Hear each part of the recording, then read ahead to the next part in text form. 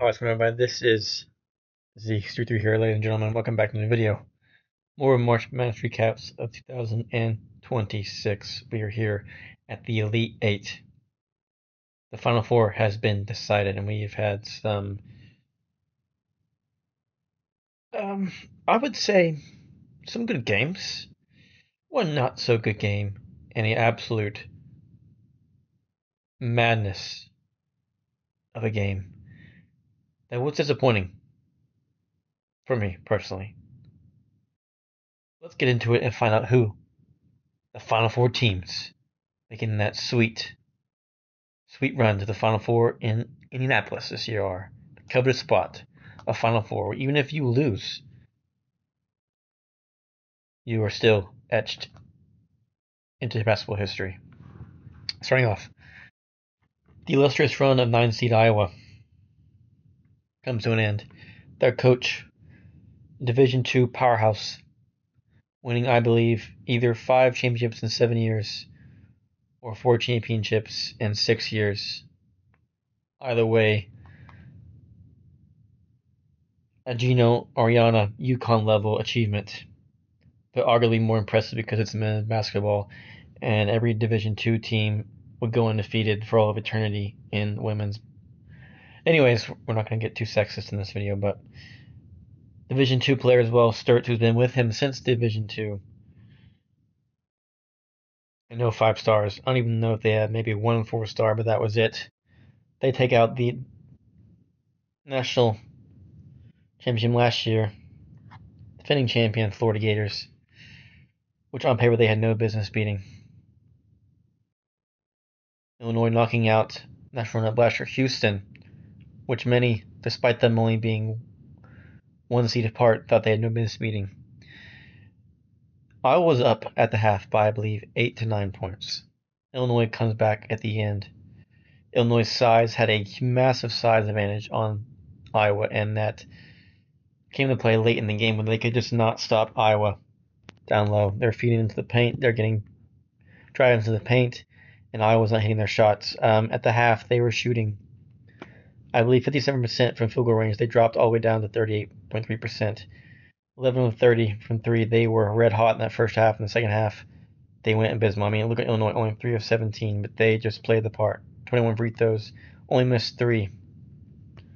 Outreading them by quite a bit. Only committed 8 turnovers. Sturts at 24 points, 4-11 from 3. It was ice cold in that second half.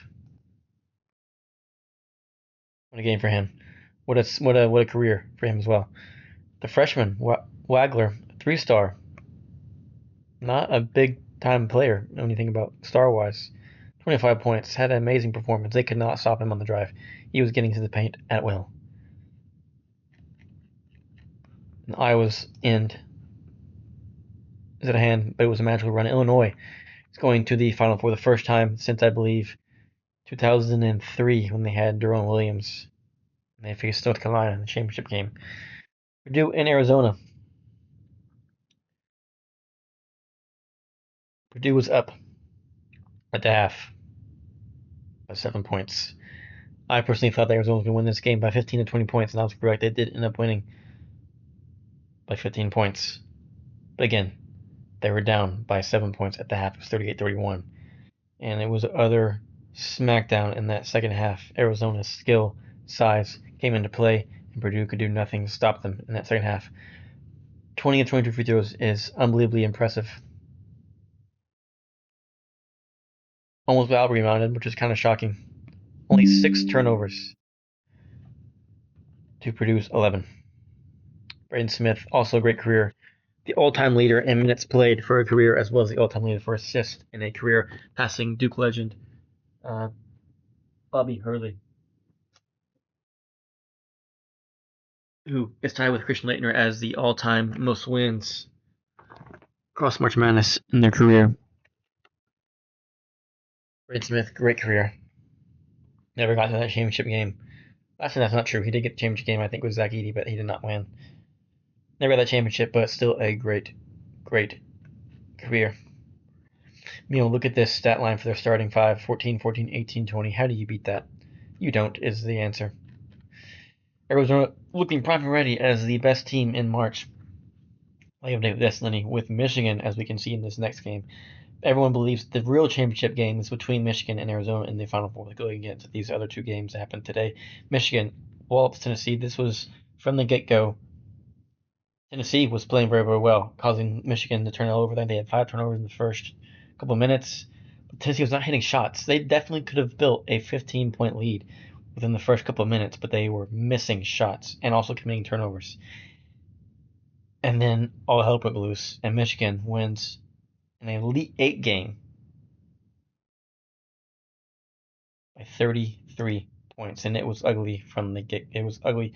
I would say after about 5 to 10 minutes, the game was over. They shot 51% from the field. Tennessee only 31. Tennessee was 5-26 from 3-point range. That's under 20%. Michigan, a respectable 37%. They shot 37 free throws, made 27, 73%. Tennessee shot 17 throws, only 9. Rebounds were the same. Turnovers about the same. This guy, Gillespie, shot 4-13, did not have that great time shooting. Also a great career. He is a fantastic player. Kudos to him.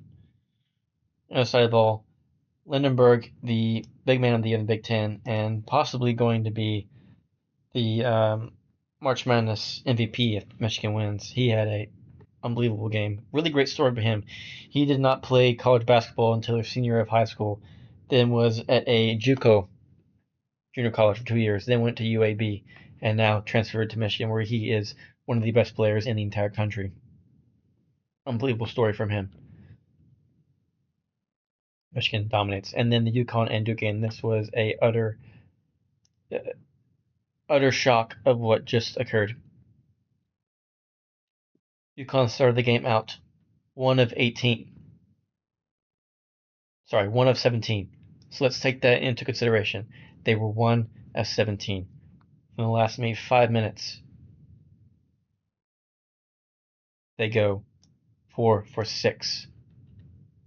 So remember that, 4 for 6 in the last 5 minutes or so of the game.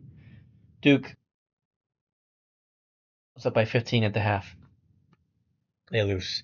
They are the first 1 seed in 134 games to lose after being up by 15 points. Remember last year, they were up by 13 to Houston and were up by 6 with 44 seconds left to go and lost the game because of freshman mistakes and inability to win those key moments, those key battles. UConn comes roaring back. In that first set, it was all Duke. Stifling defense. UConn was unable to run their sets successfully, and we're not getting any open shots, and we're missing, clanking in and out. The only player that was able to really score is Reed Jr., their big man. He was a force down low, unstoppable. Duke, meanwhile, was running its offense to perfection, getting whatever they wanted, and shooting very, very well.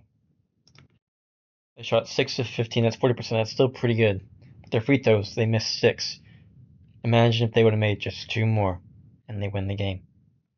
Free throws have played Duke in the past and has been the reason why they've had many close games, is their poor free throw shooting. They rebounded UConn. When UConn missed, they really got the ball back. I'm wrong, they had more offensive rebounds. They allowed offensive rebounds late. UConn came back in this game, punched Duke in the mouth, and Duke did not respond. They folded like cupcakes, like chairs. UConn started hitting shots, started getting defensive stops, started making shots, driving into the paint, causing fouls. Within the first, there was 14 minutes left in the game, and Duke was already at 7 fouls. UConn was already shooting 1 free throw every foul on offense possession. 14 minutes left in the entire game, which changed. I'm not saying that the refs were cheating. I'm saying that UConn changed their game plan. Kudos to UConn because they started driving. They realized that if we cannot live and die by the 3, we have to get into the paint, get paint touches, and make them foul us or we score. And it worked. Duke started fouling them a lot because they couldn't contain Reed. UConn took Duke's game plan and turned it completely against them, and Duke was utter flabbergasted in that second half. It was an utter smackdown. It looked like Duke had the game won. Game was over. They exposed UConn, and then Duke exposed them. They said, you know what, we're going to take what you're good at, and we're going to put it right back in your face and see how you respond. And Duke did not respond. They still had a chance to win. The game was over. The young Caden Boozer sees all 5 UConn players in the press, sees a teammate outside the court wide open, and he decides to throw a lob pass against 2 very tall defenders who they tip it. UConn commits that turnover or gets that turnover from his errant pass instead of bounce passing it or dribbling out, forcing them to foul him. They then get a deep 3 from Mullins, who had not hit all game, I believe. It was his first make. He was 0 of 5. Sorry, 0 of 4. And he hits the game-winning shot with 0.4 seconds left on the clock. Nothing they can do. Duke got rebounded them. Committed 13 turnovers. Again, turnover woes late in the game. Now look at this, 0 of 5, 2 of 5, 1 of 6, 1 of 5. But you make it when it matters. That's all it is. All she wrote. As far as they don't have turnovers. But I swear that Caden Boozer had like 5 in the last 2 minutes. He had a very impressive game. 15 points, 4 or 5, only missed 1 field goal, had a 3-pointer, had missed a free throw. If he would have held on the ball, they would have fouled him. He would have been shooting 2 free throws, and he hadn't missed all game. Isaiah Evans only had 7 points and not only shot it ball 6 times. They did a great job of getting him out of his hands. Cam Boozer had 27. He laid it all out on the court, all out there. James Sarr had a terrific game, 10 points, was a great lockdown defender, 4 or 5, 2 or 3. And again, the young Duke Blue Devils have a fantastic year. Look like one of the best teams in the nation. But they can't get it done. Because they're young and they made mistakes. And it feels like if they're the new Kentucky. Remember, John Calipari was a recruiting legend, was getting all these big-time recruits, but they weren't winning because they're too young and they don't have experience. And experience matters in March. UConn could have bowed out. They had experience. They had team leaders. They had older players. And they believed. And they won. And Duke folded like they had folded last year. So, more upset. More, just like, think of all the talent Duke has had. Nothing. It's a bit frustrating for me as a Duke fan, but hey. You roll with the punches. As always, next year. Check out the Final Four in Indianapolis. 2-seed UConn versus 3-seed Illinois. Personally would pick UConn in that matchup. And then, this is, in my opinion, what people consider to be the championship game. These 2 teams have been, I believe, are 1 and 2 respectively in the KenPom rankings, and are the best teams in the nation. Arizona and Michigan, both very talented across the board, both very large in size. It is going to be utter bloodbath, and honestly, it is a complete toss-up if we win this game. But like many others, I do believe that whoever wins this game will win the championship. I believe it will be one of these 2 teams versus UConn. If I had to pick one, I would go Arizona and UConn, with Arizona winning the championship. A cool fact about this: there has not been a national champion in March Madness that is on the west of Texas since 1997. Every team since 1997 has been to the east of the nation. The last team to do so in 1997 was Arizona. Can Arizona break that curse for the West Coast? Is this their destiny? Perhaps it is. That's it. The Final Four is coming up. One more video where we declare the champion. It's been a great March Madness. Again, disappointment as a Duke fan. The Final Four is set. Can't wait to see who wins. Leave a like if you enjoyed the video. Subscribe for more content. Maybe to always comment down below. Did you get any Final Four predicts correct? I'm sure most of the country had these 2 guys going. This is not a shock. But again, comment down below if you did pretty good year in your bracket or if you were absolutely busted. By the way, appreciate all the love support. March Madness is the best sporting event in the world. The hardest championship to win in the world. I mean, think about all the talent Duke has had, or UConn has had, Purdue has had, Michigan State. They haven't won since 2000. Tennessee, been to 3 straight Elite Eights. Alabama, Texas Tech, Gonzaga, Arkansas, Kentucky, they're nowhere to be seen. St. John's, Kansas. This is the hardest championship to win in all of sports. Harder than the Super Bowl, harder than the NBA Finals, harder than the FIFA World Cup, harder than anything. It's the hardest championship to win because you have a 1 in 60, 64, 68 chance to win a championship every year. And if you have one bad game, it's over. You're done. There's no NBA Finals where you have one bad game, you can come back and win. This is the best sporting event in the world, the hardest to win a championship in, and it's been a good one. That being said, this is E3. Signing out. Stay frosty, y'all.